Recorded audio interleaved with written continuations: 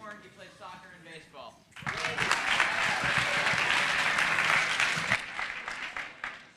This is Ellie. She's an 8th grader at Sycamore, and she likes volleyball. This is Lucy. She's an 8th. This is Lucy. She's an 8th grader at Broad Ripple Middle School. She likes running and percussion. This is Ashton. He goes to Sycamore and he plays tennis. This is Leo from Sycamore. He's an 8th grader and he likes math and history.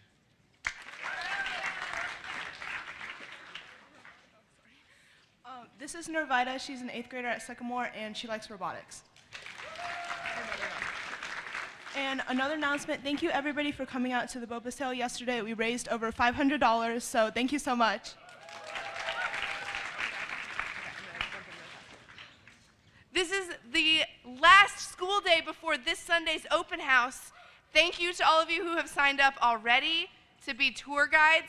I still need more help. We have now 66 families pre-registered, so it's going to be like 75 total. So I really, really, really, really need as many of you as possible. Sign up to volunteer. That's right. Come on. Nancy Webster's here. All right, please sign up in my office. Thank you. Cross Country has their pack meet tomorrow. It's at home. If you can't show up, first race is at 8:30. Be there. Unfortunately, Culture Fest has been canceled for today because of the rain. Yeah, we're working on rescheduling it, and we'll let you guys know when we do. Also, Mrs. Moses is giving out the food that she made for Culture Fest, so at lunch, if you do want to go grab that, you can, along with like anyone else who made food. If they have it here, you can just give it out if you want, or save it. So. GSA is meeting today. We're going to meet in Mr. Oliver's room at lunch. Be there. Filmmaking Club, we're meeting at lunch in 103. Anyone's welcome to come and help work on our script. The AP Spanish classes will be selling pulseras again next week during Flex and Lunch, and also 3rd period AP Spanish, we're meeting in the Spanish hallway, not in the Webster House today. Grace Cates is headed off to regionals tomorrow. Everybody give it up for Grace.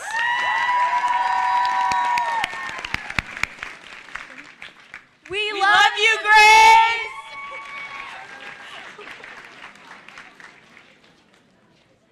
Okay, hi guys, 2 things. Number 1, we all saw the list of students yesterday that will be exhibiting artwork at the Carmel Arts Festival this weekend. You can find it at the Indiana Artisan Gallery on Rangeline Road. Tomorrow it'll be open from 10 to 8:30, and on Sunday from 10 to 6. The gallery is awarding 2 People's Choice Scholarships, $500 each. This award is based on in-person votes during the festival, so the more people that we have there, the better, so go out and support your classmates in their art. Second thing is that Indiana has their PAC tournament tomorrow. Yes, so volleyball's first game is at 10. It's at Park Tudor against Park Tudor, so please come out.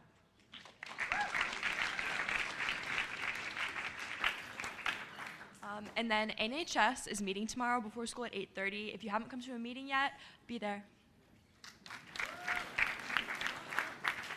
So it is a special person's birthday today. His name's Tung. He's one of our exchange students, and he's 18. So if you see him in the hallway, say happy birthday.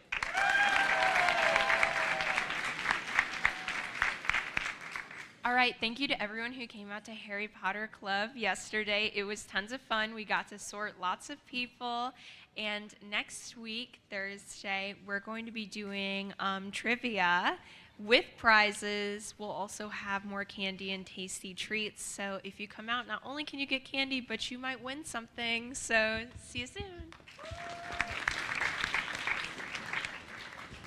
Due to weather, everything after school today has been canceled, including the play. So if you're in the play, no rehearsal today. This does unfortunately mean no games club. I'm very sorry. Yeah. Go home and be safe. Quick reminder that on Monday, 7 p.m., Fairbanks lobby. College Counseling is hosting a financial aid information session. So all are welcome, but I imagine this is largely announcement for seniors. So seniors, parents who are interested, financial aid session, 7 o'clock Monday. Cool. Due to the weather, all practices will be canceled tonight, unfortunately. Go home and be safe. Yes, safe. Well, I learned about less than 2 minutes ago that it is Kiara's birthday tomorrow, so if you see her, please wish her a very happy early birthday.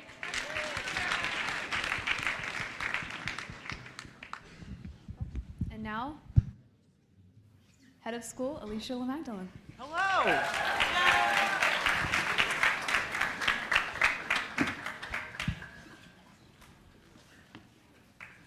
How y'all doing? How we doing, Mr. Knox?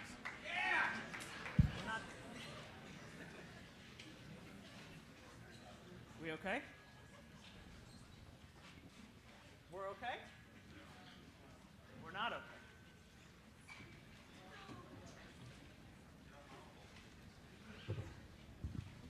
I have this pumpkin mic. Would you like me to use this pumpkin mic? Great, wonderful. Hi, guys. Hello, welcome. We have a pretty special assembly today, and we're going to talk about coming back to that theme of this being our 25th anniversary. So, 25 years ago, the founding board of University High School sought to create a space where young people were placed at the center of their learning experience, where the relationships between adults and students really mattered, and where together we could expand the heart and the mind. We're going to hear today from some of the people who laid the visionary groundwork from this school, who went to school here in the first few years, and who created basically everything we know and love about the school today.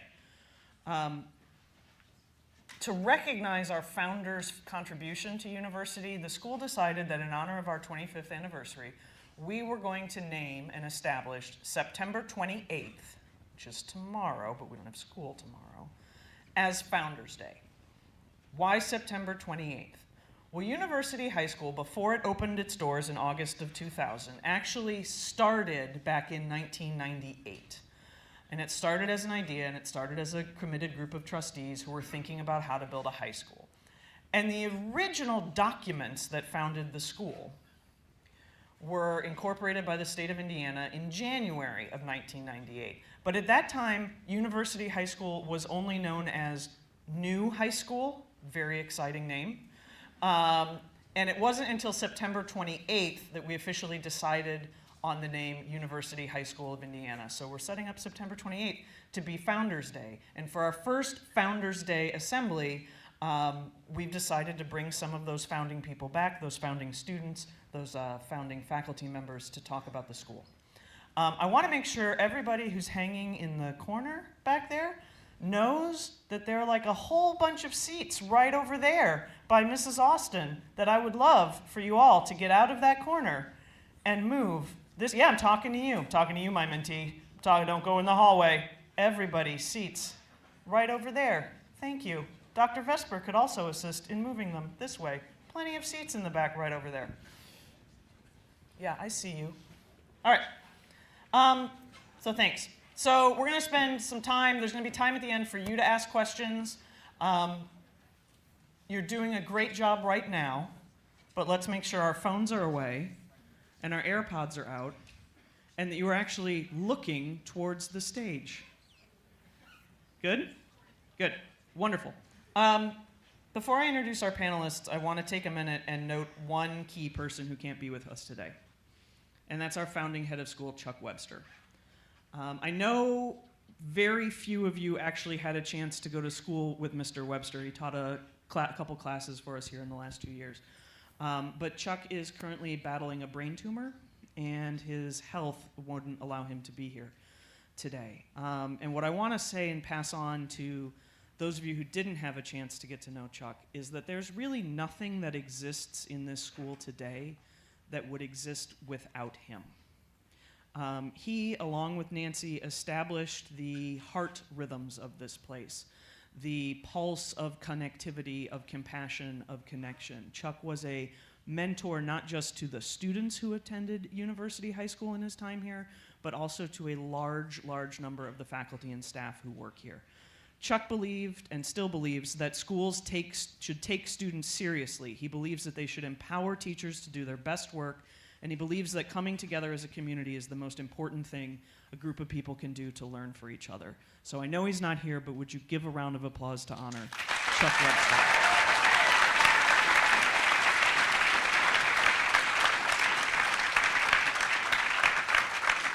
All right. Thank you. So now to our panelists. I'd first like to invite up Sandy Lange. Sandy Lange is a partner of Highland Capital LLC, a private equity firm he co-founded in 1998. He is both an Eagle Scout and a fire starter, and has been a longtime supporter and participant of youth programming in central Indiana. Sandy was the key driver of making many things happen at university before we were a school, and he was our founding chair of the University Board of Trustees. So welcome, Sandy. Sandy's daughter, Alex, also graduated from university in 2013, and I don't know if you're familiar with this phrase, but she married a university trailblazer, alum Sean Miller, and you are now the proud grandparent of what we call two super trailblazer grandbabies. So, future trailblazers. We like that. Wonderful. Next, we have Jeff Lewis. Jeff is a former partner at Ice Miller, where he specialized in bond law. Jeff is quick to say that he was not at the first meeting of the Board of Trustees, but he is still a founding member, and he served as our second board chair.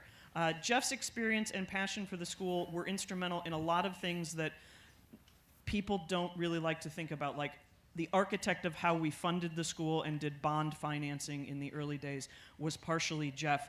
His nephew, Henry Johnston, graduated from the school in 2010 and somehow still works here. So would you please welcome Jeff Lewis.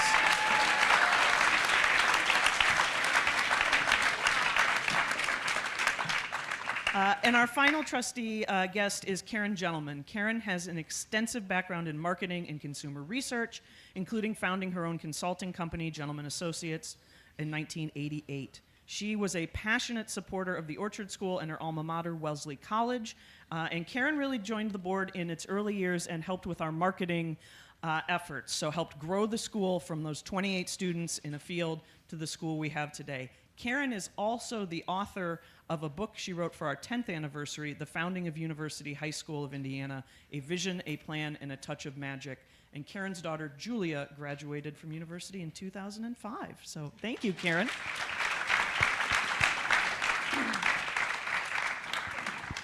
We have three alumni guests today. First, Chandler Troy. Chandler was a member of the first graduating class of university. He went on to attend Wabash College, where he earned a degree in economics and mathematics before attending his MBA from Cornell. Chandler is currently a financial analyst at Oak Street Funding, a specialty lender that serves the wealth management, insurance, and accounting industries. He also served on the University Board of Trustees as one of our first alums to do so from 2016 to 2022. And Chandler, I don't know if you know this, but for all of our alums, I looked up what your favorite memories from high school were according to your senior year yearbooks. So Chandler, I don't know if you remember it, but your favorite high school memory was sitting with your friends at lunch. Sound about right? All right, welcome Chandler.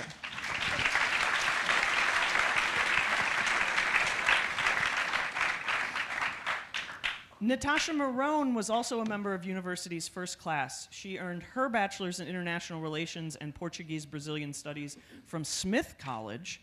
She spent over a decade in leadership roles in healthcare and technology and is currently a senior product support manager at Zotec Partners. Continuing the values she learned at university, Natasha also participates in opportunities to help develop the next generation of tech leaders, such as serving as a panelist for the national program Girls Who Code. Her first memory of university is meeting Nancy Webster to learn about the concept of a school that did not yet exist, but your yearbook documented high school memory is: junior year, Jamie Matthews and I made a cheesecake for our Spanish class. However, it wasn't, do you remember any of this? It wasn't until the class took their first bites that we realized we forgot a very important ingredient, sugar. So, welcome Natasha. There you go, reliving that blast of the past. And we also have with us former student India Johnson. India graduated in the class of 2005, so the second graduating class of University High School, and went on to pursue a degree in political science at Tougaloo College, a historically black college in Mississippi. She graduated from Tougaloo in 2010, and her personal journey has empowered her with a growing sense of self-worth and value, including in the area of disability awareness. She views her disability as just one of her many pieces that make her the amazing human that she is. She's currently a data analyst at the Whirlpool Corporation, is pursuing an MBA part-time from the University of Southern Indiana. India considers herself just an ordinary person who benefited from University High School. Do you by chance remember what your favorite high school memory was in your yearbook? It's okay, there's no quiz if you don't. Your favorite high school memory was being able to intern at the law office of Gilroy, Kamen and Hill. It was an incredible experience. So welcome, India.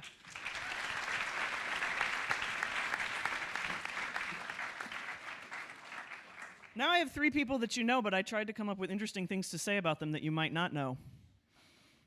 So good luck, guys. Yeah, it's Chris Bradley. So, Mr. Bradley first met Chuck and Nancy Webster as a middle school student at the Roper School in Bloomfield Hills, Michigan. After graduating from Roper, where he played soccer and was the school's cheerleader, like the actual whole team, just by yourself, Chris earned a degree in history and political science from the University of Michigan. He went on to teach for the Peace Corps in the Gambia, where he met his wife Carolyn, before returning to Roper as a math teacher. One day after, and here's what I can't remember, if it was a play or a speech team thing, a school play, he went to Nancy, pulled her aside, said, "I hear you and Chuck are starting a high school, and that seems pretty interesting to me." And since then, he came down here. He was our founding assistant head of school. He donned a pair of purple tights to play Willy Wonka in our performance of Charlie and the Chocolate Factory. And Mr. Bradley is the major, and there's a voice, you could ask him to do the voice later. You should ask him to do the voice later. He'll be really thrilled to do that. Mr. Bradley was a major architect behind all of our academic policies. So how does honor roll work? How do graduation honors work? How does grading happen? That was all Mr. Bradley. So give it up for him.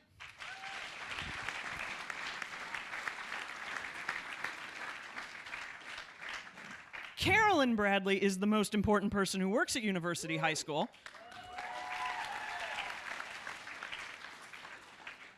Carolyn attended several schools in several different places growing up. In fact, it wasn't until high school that you did more than one. College that you did 4 years in the same spot in college. Carolyn is a graduate of the White Mountain School, an independent boarding school in her home state of New Hampshire. She earned her bachelor's degree in biology from Middlebury College, and her experience in Middlebury's winter term in Alaska would become the inspiration for J-term at university. After teaching and meeting Chris in the Gambia, Carolyn earned a master's in education from the University of Michigan and taught at several Michigan schools before deciding to come here with the Websters and help found university.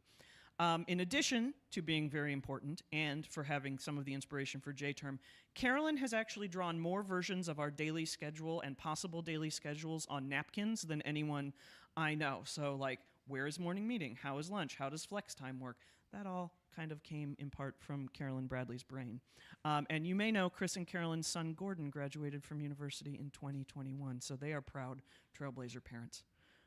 Hello, welcome.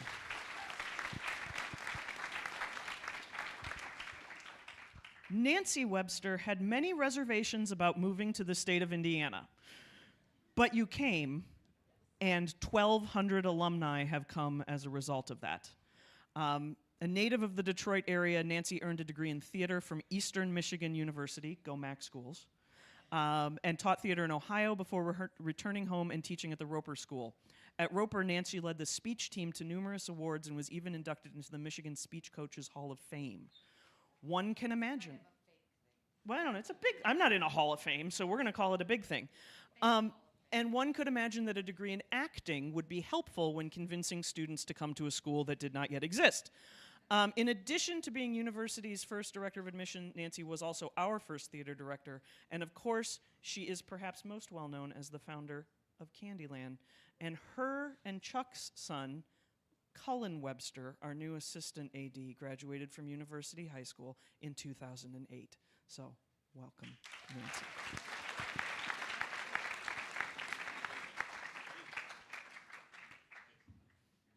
Hey, my mic works now? Yeah. Can I hand this to these people then?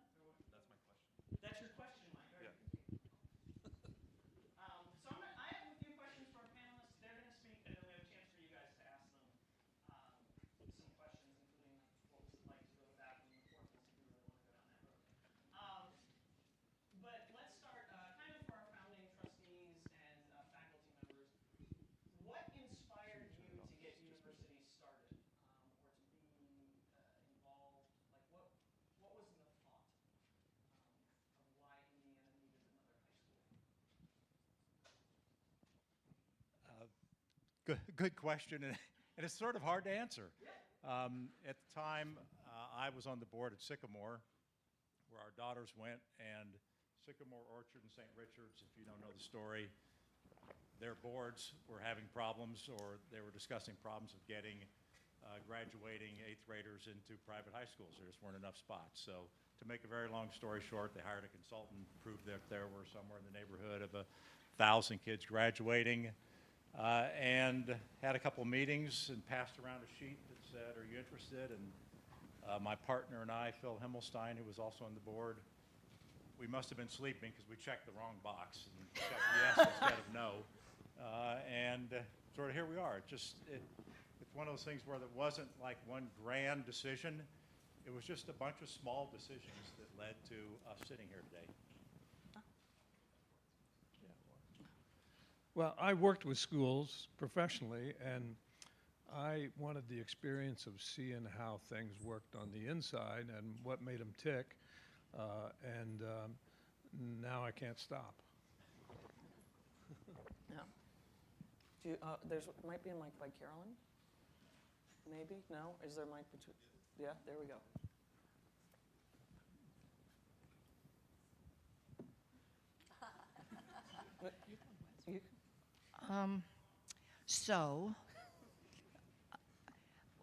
So Chuck Webster did a crazy thing. He decided that he wanted to go be a head of a new school, and he said, I said, kind of like, not of a brand new school in the field, but go to a new school. Cullen was in 3rd grade, so we could still kind of boss him around. And he started applying at schools across the country. And one of the schools that came up on the list was a school that didn't exist. And I said, well, that sounds like a great idea, to take our 3rd grade son to Indianapolis, where they don't have daylight savings. Yeah. We do now. So we do now, so I'm feeling a lot safer. Good. But anyway, but I will tell you the reason why I said yes, and this gentleman is not here right now. Phil Himmelstein lives in California. But we went around. It was like the olden days, and so most of the people who were applying to be heads of school were male, and most of them had female wives. And so the wife would come, and they'd one of the schools in California toured me around the vegetables at a bougie grocery store and asked me if I'd ever seen such lovely endive. This is not a lie. And I was like, Chuck, we cannot come to a school. They're showing me endive, no. Anyway, when we got to this school, not this school, but a restaurant, Phil Himmelstein said to me, well, what are you interested in? And I was like, well, I've been really getting interested into the performance of poetry. Who are your favorite poets? And he asked me 15 questions and why I loved Alice Fulton. You should Google her, kids. She's great. And I got in the car and I said, okay, daylight savings or not, if they pick you, I'm okay, because there was actually a board member asking me about stuff that didn't include lettuce. So that's why I came. Okay. Why did I come? So I think, as Alicia said, we started hearing about this new school that the Websters were starting. I was teaching at an all-boys Catholic school, so a very different experience than here. And the idea of being able to come down and just starting with just having conversations about what a school could be. I mean, as a new school, there was nothing already set. We weren't having to fight against tradition or already pre-existing expectations. And so we could just have conversations about what would be a good school, what would be a good experience for students and for teachers. And that's just a really cool opportunity. I'm going to get to the students in a second as to why they wanted to come here, but I want to pick up on something that you all have said. What was important to get right in all of those small decisions? Before we were even a building, what was on your mind that we've got to get this part correct before we can start? I think the key thing was we decided we had to actually be a real school offering exceptional value from the very beginning, and not build up incrementally over a long time where we were nobody's choice. And so we committed extra funding. We hired a full faculty for 28 students, and we had half-price tuition for a couple of years because we wanted to make sure that we were worthwhile from the very beginning. I second all that. Jeff was the key in arranging the money to make all this work. That was a critical factor because it takes a lot of money, and we had to start, as Jeff said, strong. Part of that, of course, was getting the land here.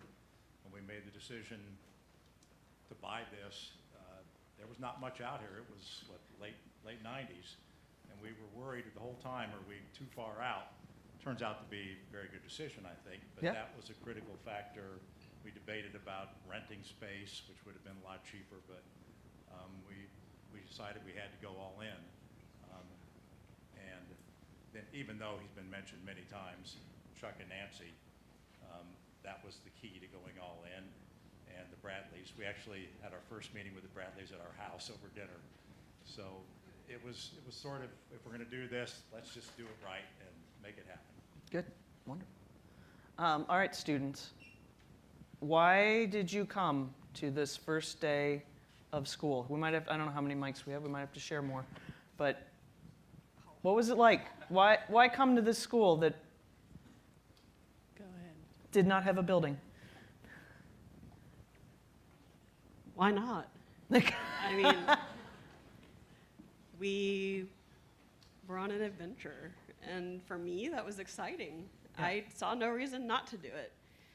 All my other friends I went to St. Richard's, before coming into high school, and they were going to Brebeuf and, other places, and I didn't want to do that. I just wanted to try something different, and this was my chance to do that. So I thought, why not?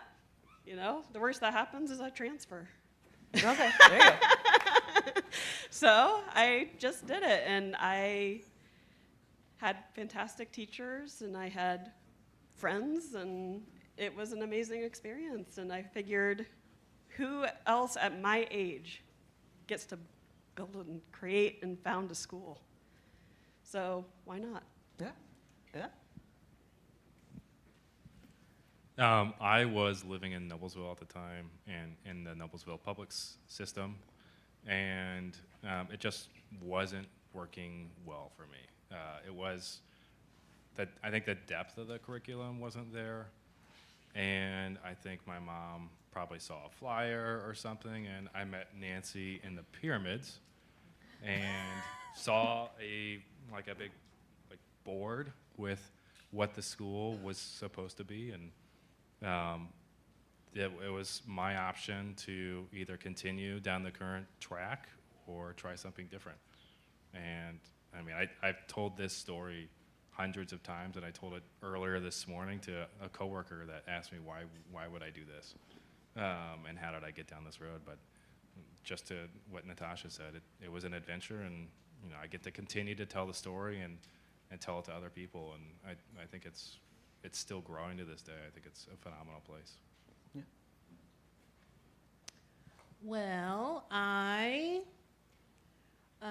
prior to attending university, attended a Christian academy school.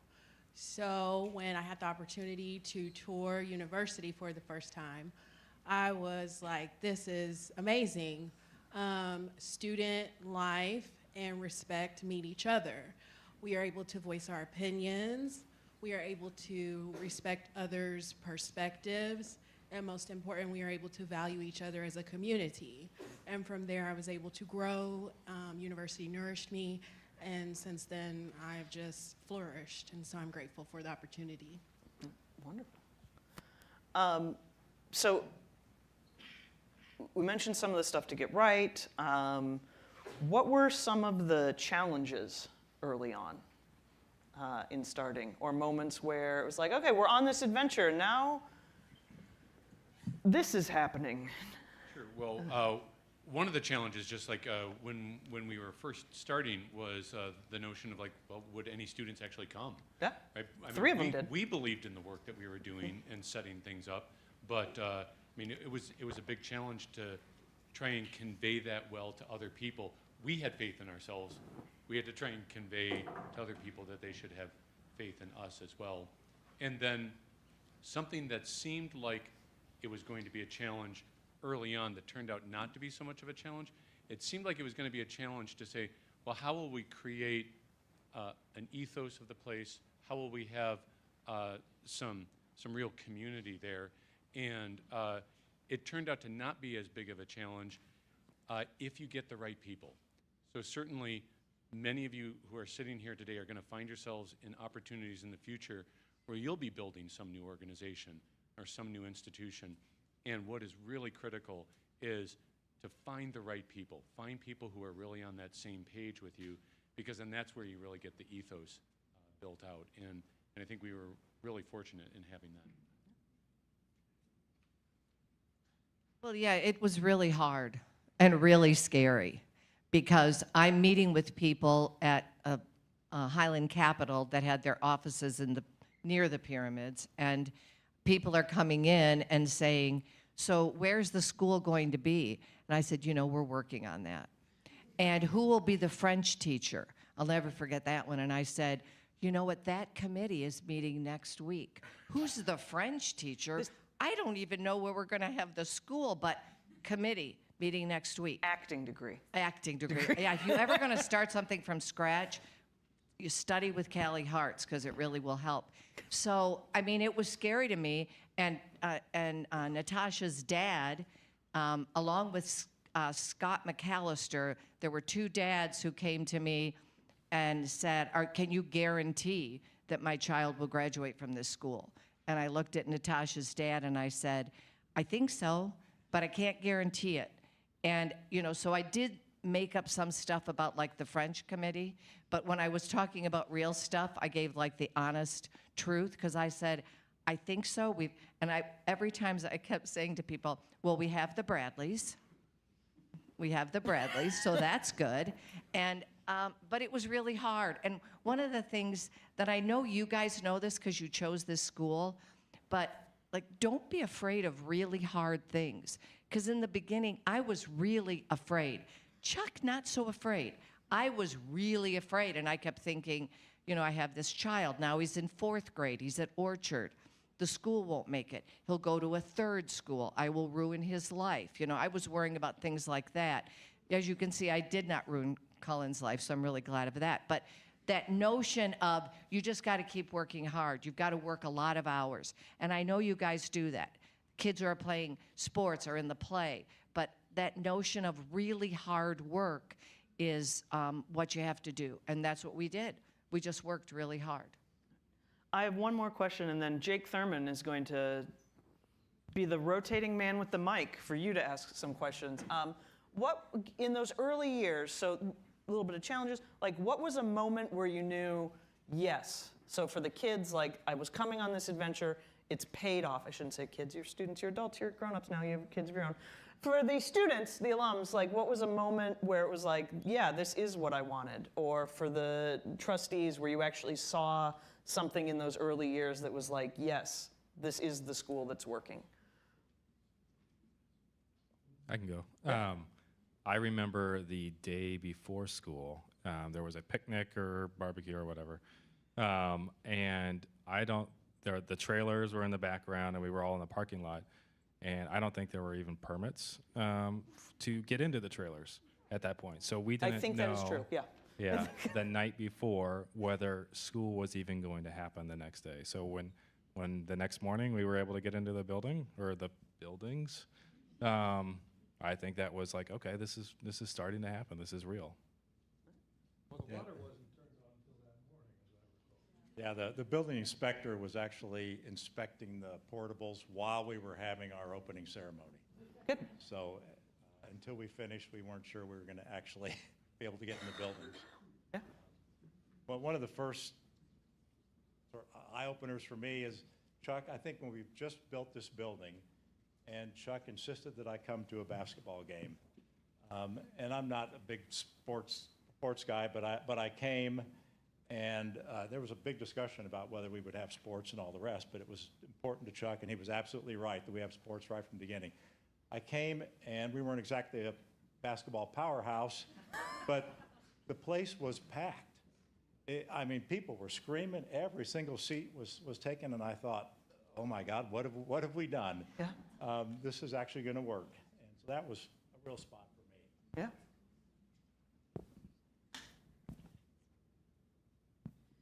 I think I'll go to the end of our 4 years and say, when all of us started getting accepted into colleges and just seeing the amazing colleges we were getting into and seeing how much we had grown and, oh my God, we're going to college, you know, and we're going to amazing colleges all over the country. And the school got us here, you know. So I think for me, that was a pretty amazing experience. All right. What questions do you have? Anything on what school was like, how we got here? Raise your hand and Vanna White, AKA Jake Thurman, will come around. Do they even know who that is? I don't know that they know who that is. I don't know that they know who Oprah is. And JoJo Siwa, Jake Thurman, will come around. All right. Ainsley. Who came up with the name for university and like why? Ah, yeah. All right. So how did we go from new high school to university high school? Well, there's a long and complicated story behind that, and there's still some bruised feelings in various places, so I'm not going to tell you that story. Wow, okay. I will say, though, that we envisioned a place where students would be in charge of their own lives, their own rhythms, their own schedules, the ability to get from place to place. So we envisioned a place where you would actually have to move from building to building and be responsible for getting to the right place at the right time, and as a true preparation for university life, where hopefully you don't wake up at 5 till 8 in order to make your 8 o'clock class. So we wanted to get you ready for that experience. And the other story is never going to pass my lips.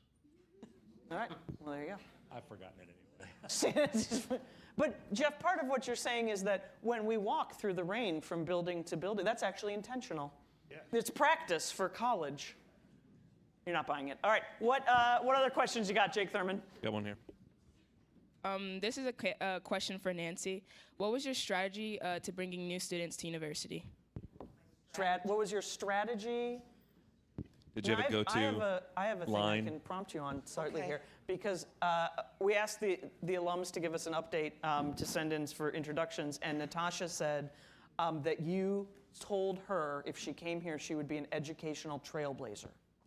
So Okay, I don't know I if said you remembered that. saying that, So but that you was said smart. that. All right. I guess one of my strategies, so I did tell you the story about sometimes not telling the whole truth, like the French committee. But in all fairness, what I really did do was say, we're going to have the very best teachers, and you are going to get to be yourself, and you are going to be able to do almost anything, and we're going to have real music. We had real music. We had one person in the string ensemble, Katie Ryder, and we had it. And this board had it together that they said, okay, Jocelyn Stevens, you can teach one kid in the string ensemble. So the strategy was saying, you got to trust me, we're going to have real art. We're going to have real music. We're going to have real athletics. But you got to be patient. So my strategy was that, and also I am not the best listener. Chris Bradley would tell you that. I'm not a great listener. I practiced at being a better listener, and that is something that has stayed with me, because when people were saying their concerns, right, about a school that was in trailers, I called them modular classrooms, and that I would listen to their fears and then address them. So I think that was my strategy. Also candy. Also a lot of mum plants. Like when there were trailers out there, many mum plants. Many mum plants, because it looked kind of crazy. Yeah. Yeah. Chris is going to add on that. Something else too, again, you may find yourself in the future in some kind of position of sales, and I don't consider myself particularly a salesperson, but the strategy, I think, for us was have clarity about what we wanted the school to be. Like, really believe that, and we really believed it, and then just tell people that. And then the idea of like, well, does that land or not? It lands with the people who want it. And so we just really tried to be honest about talking about what education meant to us and why we found value in it. And those people for whom that message resonated, well, they found their place. So I think, like, if you're ever in a position of sales, try to not focus on making the sale. Try and convey what really matters to you and why you think this thing is valuable, and then people will resonate with it or not. I mean, I think some of that work, and this is in, Karen, I was reading the book you put together for the 10th anniversary, and there's a quote from Kathy Hurst, who was still is a trustee at the time, that like getting the mission and the core values correct was really important. And one of the things that has been the strength of the school is that we haven't changed those. They've been at the center of everything we've done as a part of this. So I think that's a good thing to remember. Good. Other questions? Kelly. What is the price? Are there any traditions that began in the first few classes that have stuck around to today? Yeah. Or what, were you even conscious in those first few classes that you were starting traditions?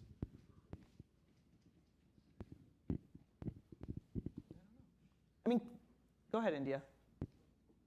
Hanging out in Andrews Hall was really popular tradition for us. Just communicating, having our laptops up, having conversations. Yeah. That was like a big deal. Yeah, like this commons area was a big, it still is a big hangout space. It was also the first and second class who conferred and said, we come into this school as individuals. When we graduate, we're graduating as individuals. We don't want to all wear caps and gowns. We've never all dressed alike. We've never thought alike. We have different values. So these were the folks who said, no, we want to come in like, we want to leave like we came in. So when sometimes people get a little bit yanked about, why don't we wear caps and gowns? You need to get all of these people's email addresses. Yeah, I mean, that was a tradition. Just the way that morning meeting operates is a tradition. We built in the time, but this evolution of a line of announcements and the things that people would come up with and say started from those early days. Good. Jake, who's back there? Jada. Hello, Jada.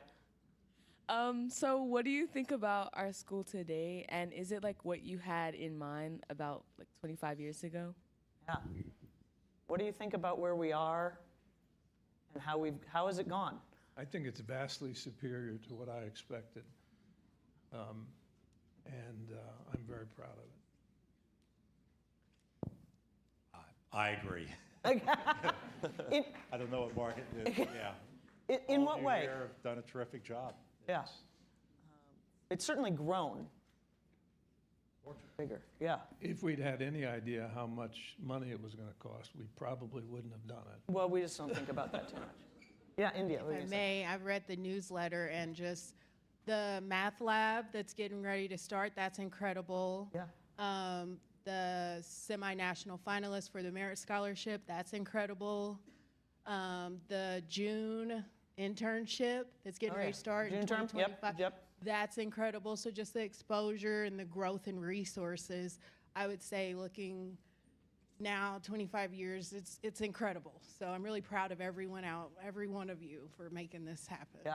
Thank I mean, you. for our alums, Andrews Hall was not this full probably when you were a student here. So we've come a long way. Something that I think has been really great about the evolution of the school is not really so much evolution, but you might remember in a community meeting we had back near the beginning of the year, the people who'd served as facilitators at the freshman retreat, were up here, and they spoke about why the school mattered to them.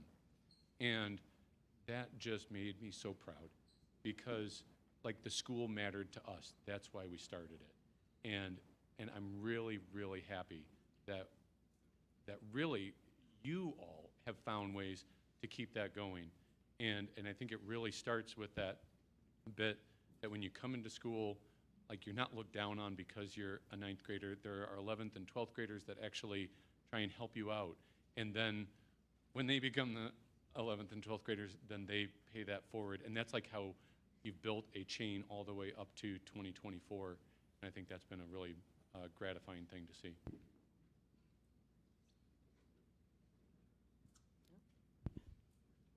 Hello. The school's obviously grown a lot in the last 25 years, but where do you see it going in like the next 25 as we approach like our 50th year of having the school? Where do you hope it will go? Anybody want to take that one? Where I hope it will go is that we continue to hire the very best teachers and administrators. That I worry about things these days.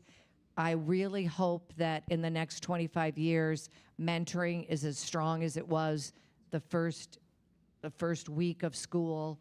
I think mentoring is at the heart of our school, so I want that to remain strong. I'd like, if I could, I think some of your parents are watching this and maybe your grandparents. I'd like us to reduce the debt. So I would like a lot of people to start writing checks. So, I mean, they gave me a microphone. That was foolish. So anybody who's watching this, it's time to give. But in all seriousness, what I want you to know is that what I want 25 years from now is that, Cullen's son is graduating from this school, and that my grandchildren are alumni, and they're helping out Adrienne or whoever Adrienne's next, well, she'll be here forever, but 25 years, you're very young, she'll still be here. But that's what I hope. I hope that you are in a position 25 years from now to bring your children to this school.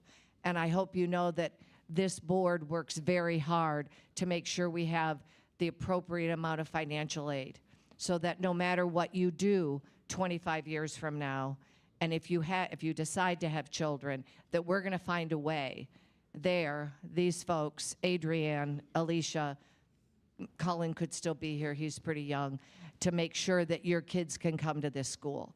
Because that's one of the things I think about, is that I don't want to there are independent schools in this country, and I'm not going to name them, but there's some I care about, that alums can't afford to send their kids to that school. And I don't ever want that to be this school. I want alumni children to be here. And so that's my hope for 25 years from now. Well, and alums that want to send their kids here. So to hear Sandy talk about his grandchildren, or I know Chandler and Natasha and India all have kids, it is transformative for those of us on faculty to have had a chance to send our own children here, or are sending our own children here. And I'm excited for the children of our first alums to maybe come back. Would be I agree with all that. Yeah. It's up to all of you here, maintaining the culture, the mission, the vision. It'll be easy to stop that or to just let it slide. Yeah. But don't let that happen, because this place is pretty darn unique. And I'd love to have my grandkids here in 15 years. Yeah. So keep it up. Yeah. And another thought, Annabelle, I didn't know when I was in 8th grade that I was going to grow up and help found a school. But I would actually like to plant that thought in some of your minds. You don't know where your future is going to lie, but like maybe somewhere in this audience can be that person that will start up a school like this one. If you really like that, like maybe there's going to be a school in Kansas City, maybe there's going to be one in Columbus, maybe there's going to be one in New Orleans. And I think that would be great legacy for the school if it helped to inspire the building of other ones like it. Yeah, I mean, I think one of the things I think about in hearing everybody talking and getting to know people over the course of the building of this school, is that idea that when a group of people who cares about each other and is committed to what they want to do comes together, you can start amazing things. You can start a school from nothing. You could start a business from nothing. You could start a nonprofit for something. Like Sandy started by saying the school came about as a series of small decisions, and every one of you has the ability to make those small decisions that lead to something that then impacts people for generations and generations beyond you. We are at time, so could you please thank our panelists for being a part of this today?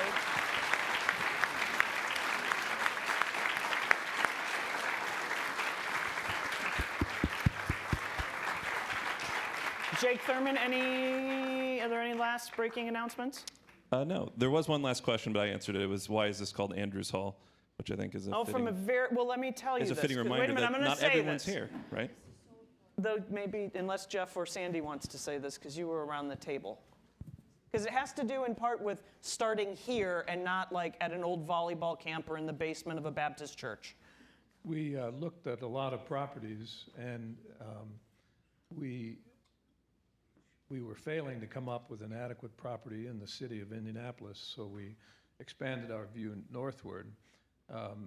And around the same time when we were meeting and we were badgering the executives at NAIS and ISACS, you know, our organizations that support independent schools.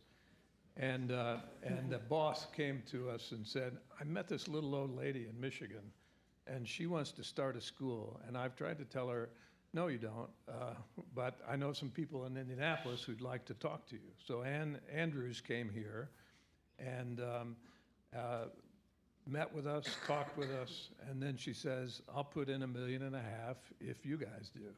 And there were other conditions, but that was like a switch that flipped the generosity of a lot of people and got us going.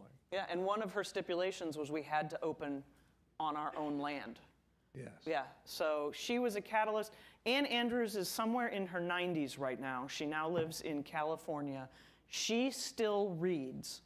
So if you ever think like, why do these people even think about us? She still reads every single newsletter that we send her. So she reads things about your plays, your 7 National Merit finalists, your soccer games, your cross-country meets, and cares deeply about this place. Even though she never sent a child here, she never even lived in Indianapolis, and that's why this is Andrews Hall. So that is a good ending question. It was Jordan Rowis's question, so thank you, Jordan. Jordan, thank you. And what I have an idea for Erica Gray, one of my faves, that what I'd like Erica to think about with her freshmen, because Ann Andrews is sharp as a tack. How cool would it be if we wrote letters to Ann Andrews to thank her? It would be so cool. Freshmen, Erica, think about it. All right. Love you. All right, thank you all. Off to class. Thanks.